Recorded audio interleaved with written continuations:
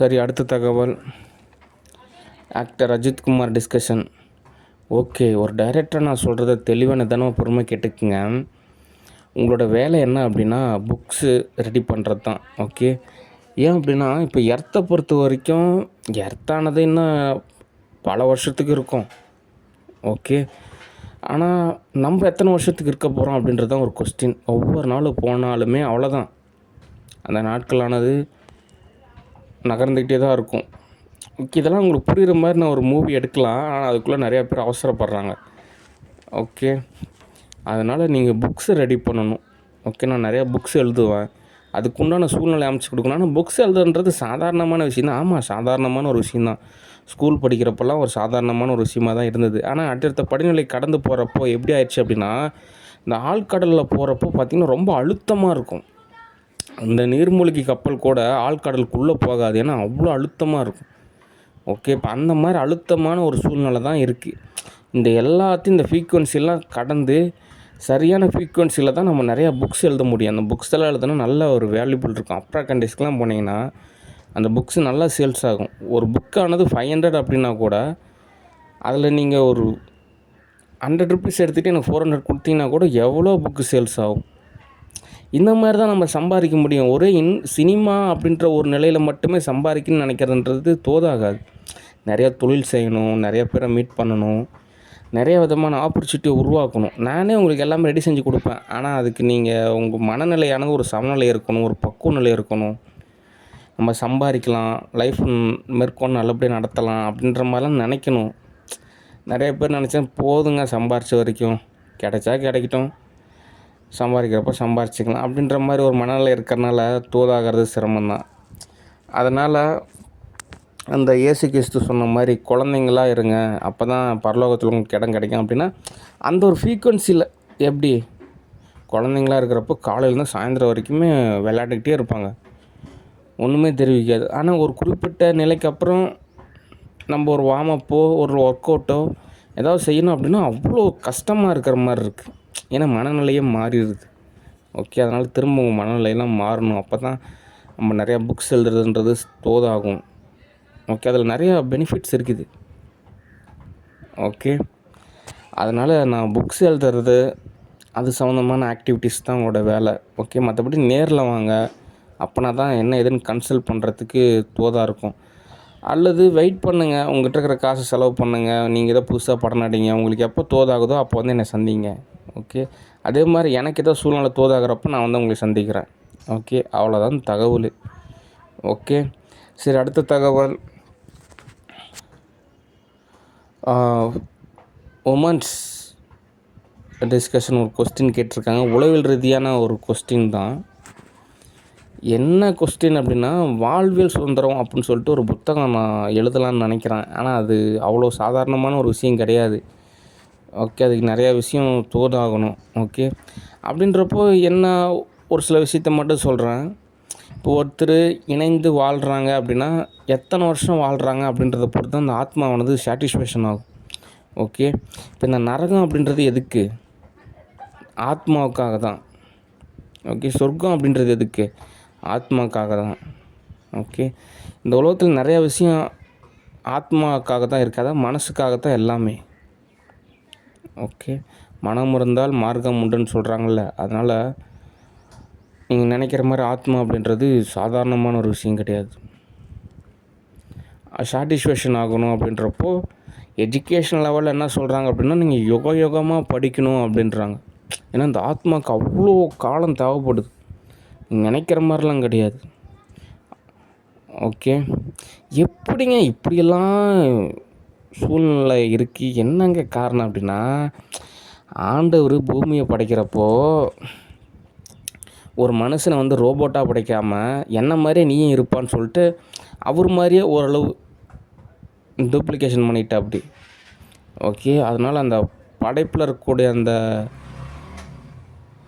அந்த நபர் அவ்வளோ ஒரு உயர்ந்த நிலையில் இருக்கிறாரு.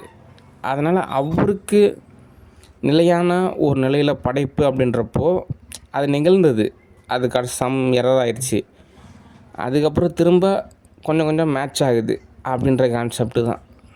ஓகே, அதனால தான் இந்த இந்து மதத்தில் கூட சொல்லுவாங்க அகம் பிரம்மாஸ்மி அப்படிம்பாங்க. நாம் தான் கடவுள் அப்படின்றத உணரணும், நான் கடவுள் அப்படின்றத உணரணும், அது அந்தந்த படிநிலை வரணும் அப்படிம்பாங்க. அதெல்லாம் ரொம்ப பெரிய லாங் ப்ராசஸ். ஓகே, நீங்கள் அதெல்லாம் போட்டு குழப்பிக்காதீங்க. ஏன் அப்படின்னா நிறைய பேர் அப்படி இப்படியே தான் நினச்சிக்குவாங்க. அப்படி இல்லை, ஒவ்வொரு படிநிலையாக தான் தோதாகும். அதனால்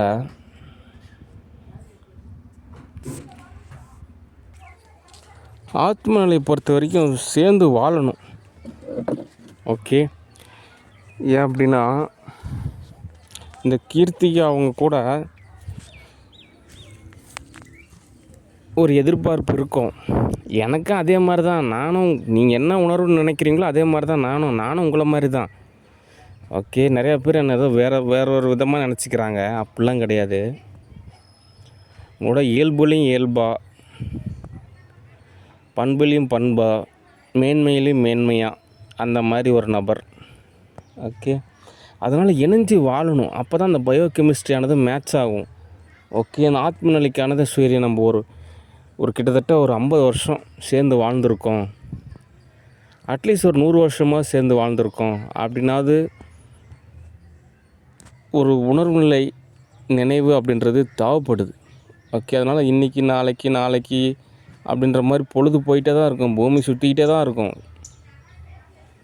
வருஷங்கள் போயிட்டே தான் இருக்கும். எதுவுமே மாறாது. மாற வேண்டியது கட்டாயமாக மாறும். ஓகே, அதனால் சேர்ந்து வாழணும். அப்போனா தான் நிறையா விஷயம் தீர்வு கிடைக்கும். ஓகே,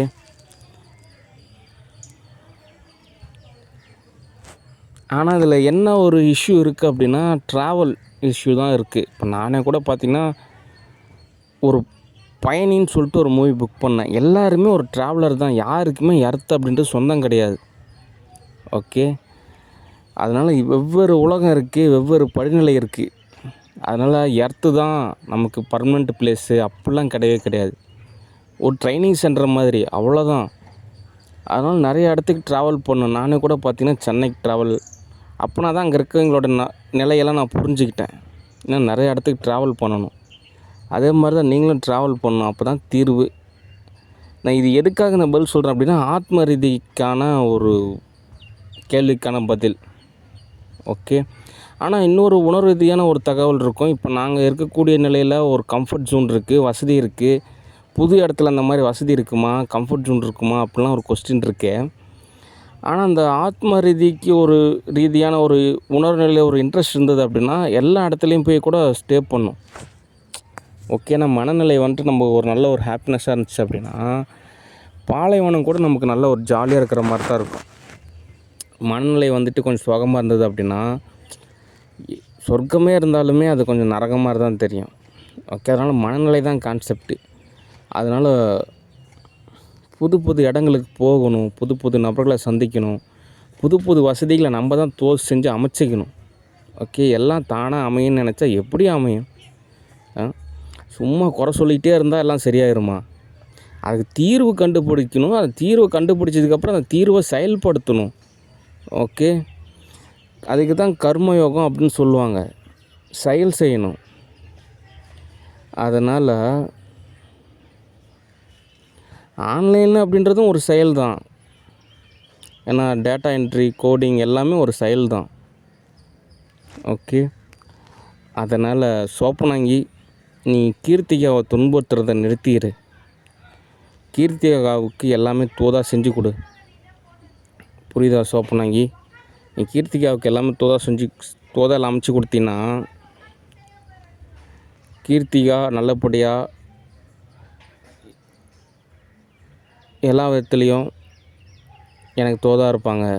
அப்படின்றப்போ நாடு நல்லாயிருக்கும். அதாவது என்ன உங்களுக்கு புரியுற மாதிரி சொல்லணும் அப்படின்னா அந்த ஆத்ம ரீதியாக்கான ஒரு பதில் தான். ஏங்க, இதெல்லாம் ஒரு நாடா? இதெல்லாம் ஒரு பொழப்பா? இதெல்லாம் ஒரு வேலையா? இதெல்லாம் ஒரு பதிலா? இதெல்லாம் ஒரு பேச்சா? இப்படிலாம் நம்ம இலக்காரமாகவே நினைக்கக்கூடாது. ஆப்பிரிக்கா நாட்டிலலாம் எப்படி அந்த நாட்டில் இருக்கக்கூடிய ராஜாலாம் சரி ஓகேங்க, இருக்கிற வசதி தான், இருக்கிற சூழ்நிலை தான், ஏதோ தோது பார்த்துக்க வேண்டியது தான் அப்படின்றாங்களா? அந்த மாதிரி தான் ஒவ்வொன்றா தான் ரெடி செய்யணும். எல்லாம் ஒரே நாளில் கோட்டை கட்ட முடியுமா என்ன? பொறுமையாக தான் ஒவ்வொன்றா தான் எல்லாம் தோது பார்க்கணும். ஓகே. அதனால் சரி, நமக்குன்னு ஒரு சரியான ஒரு ஆத்மா கிடச்சிருக்கா, அந்த நாடு நல்லா இருக்கா, நாட்டுக்கு தேவையான வசதி ஒவ்வொன்றா தோது பார்க்கலாமா, அப்படி தான் நம்ம முன்னேற முடியும். ஓகே. நம்ம ஒன்றும் ஏதோ வகையில் அந்த கிருதா யுகம், துவாபர யுகம், திரேதா யுகம்லாம் இருக்கிற மாதிரி அவ்வளோ ஒசரமாக அவ்வளோ வளமையான ஒரு வாழ்வியல் அப்படின்றதெல்லாம் ஒரு கொஸ்டினாக தான் இருக்குது. அதனால் இருக்கிறத வச்சு அட்ஜஸ்ட் பண்ணிக்க வேண்டியது தான். ஓகே. அதனால் ஒரு சமாதானம். ஓகே.